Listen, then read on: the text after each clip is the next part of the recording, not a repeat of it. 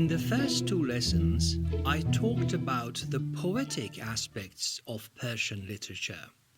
What's this comparison? What's the technical name for this comparison? How is it structured, and so on? In this lesson, I'd like to introduce the spiritual aspect of our literature, جنبه معنوی.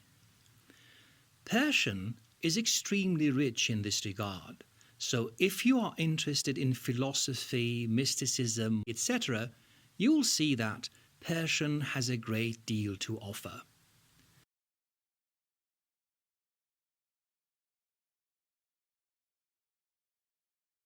Now, with this brief introduction, whose poetry do you think I'm going to speak about? Maulana, Attar, Sana'i, or... No, none of these Sufi poets. Today, I'm going to speak about a single bait by Ferdowsi, that is, the first two opening lines of Shahname. به نام خداوند جان و خرد کزین برتر اندیشه بر نگذرد.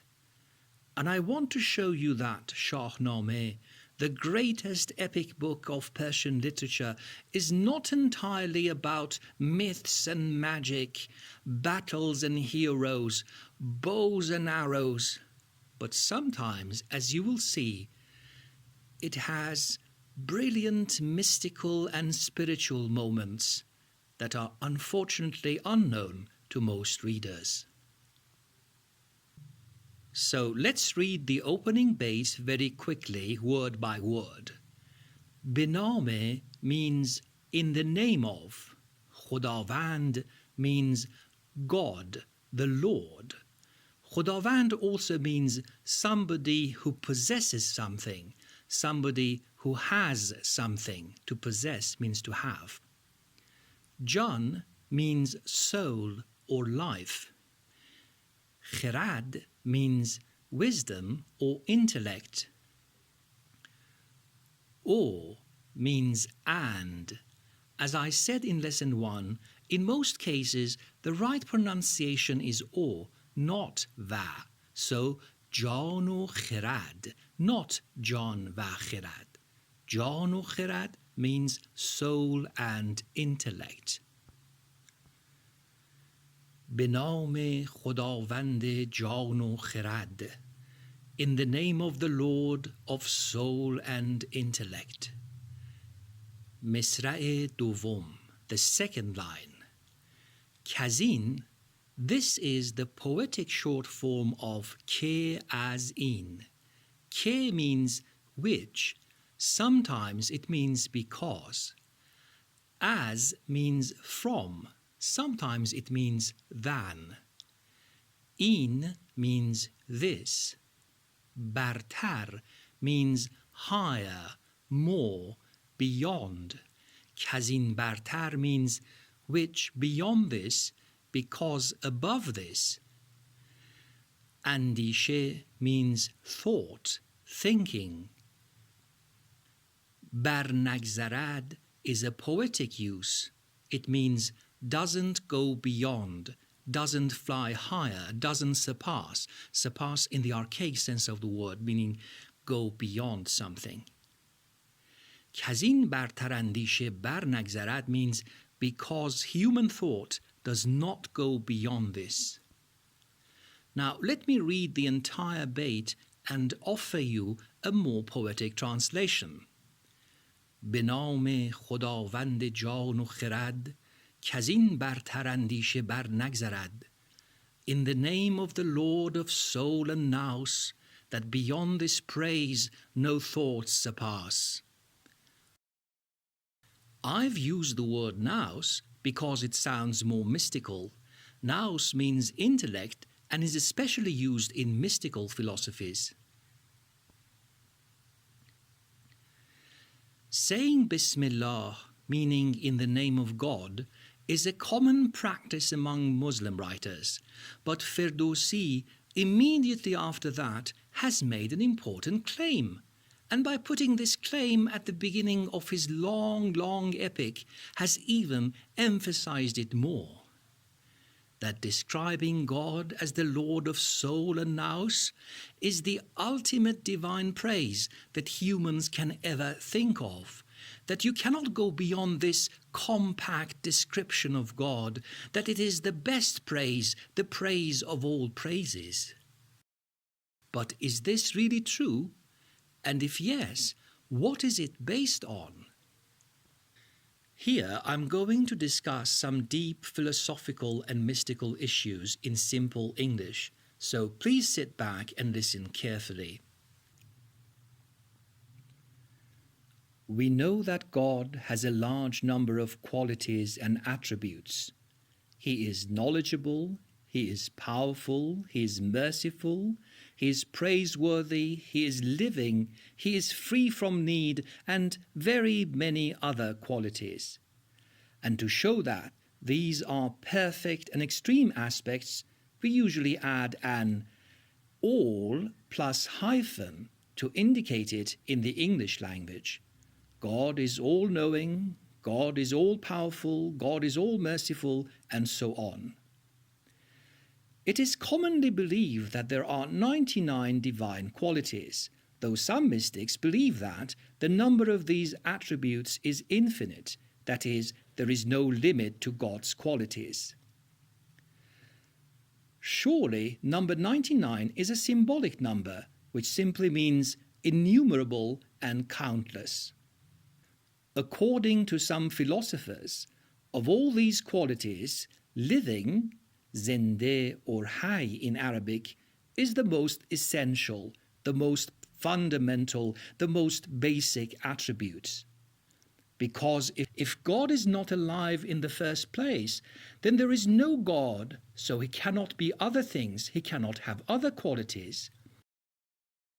Now you see that the phrase Khudavand Jan as a description of God is so meaningful. He is, before being anything else, the possessor of life, as this is His most fundamental quality or sifat. But the more important question is, what does alive or living mean when it comes to describe God?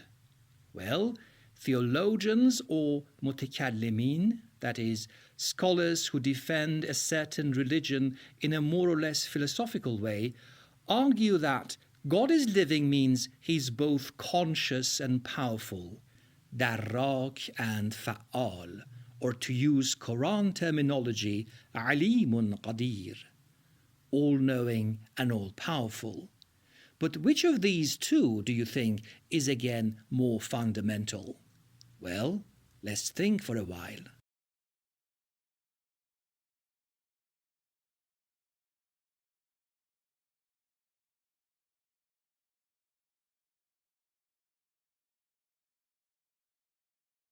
It is crystal clear that consciousness has priority over power, comes before power, as you should be aware of yourself first and then aware of other things in order to exert and use your extreme power. So the most fundamental quality of God is that He is conscious, aware, He knows, He perceives, and all other such more or less synonymous words. For our discussion, I prefer to use the word consciousness. This concept is represented by khirad in the opening line of Shahname.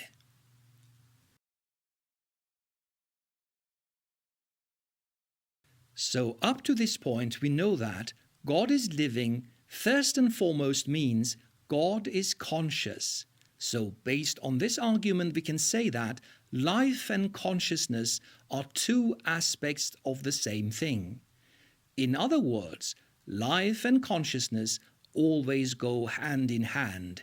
Wherever there is life, there is consciousness, and vice versa. I'll explain this more later in this lesson. So far, I've talked about God. I've related Jan و خرد to God. Now, let's get back from heaven to earth, to our own world, and see how Jan و خرد can be related to creatures of God, to the created world. Mysticism and philosophy is the title of a famous classic by the renowned philosopher Walter Terence Stace. In the second chapter of this book, we read about reports by different mystics living centuries apart of each other and also, geographically speaking, thousands of miles away from one another, one in Germany of the 13th century, one in India in the 19th century, and so on. Yet the fundamentals of what they report are surprisingly the same. They explain, among other things of course, that in the mystical experiences they have found everything around them, including even inanimate things, lifeless things like doors, broken bottles, walls, etc., extremely alive and full of consciousness, just the opposite of the way most of us see the world today.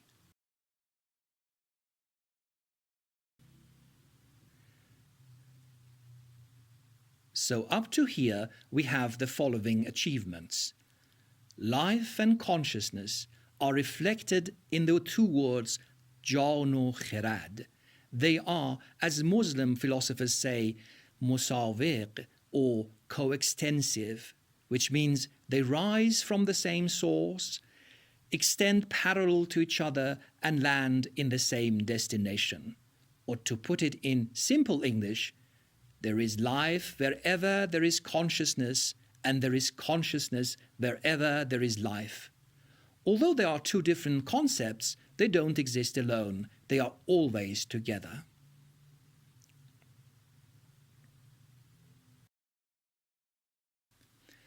God and the created world are full of life and consciousness.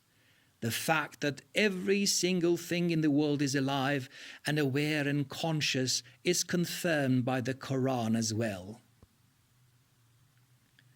The seven heavens glorify him, and the earth too, and whoever is in them. And there is not a thing except that it glorifies God with his praise, but you do not understand their glorification. Indeed, he is all forbearing, all forgiving. The Quran clearly says everything in the world praises God in its own mysterious way, and therefore we can conclude that everything is conscious and alive. For how can you praise and glorify God if you are unconscious and unaware of his glory? Now let's get back to the first line again. به نام خداوند جان و خرد. We can have several possible interpretations of this single line depending on the meaning of Khudavand and the depth of the reader's knowledge about the existence of God and creatures. In the name of the creator of life and consciousness, Khudavand in the sense of God and creator. In the name of God who himself has life and consciousness, Khudavand in the sense of possessor.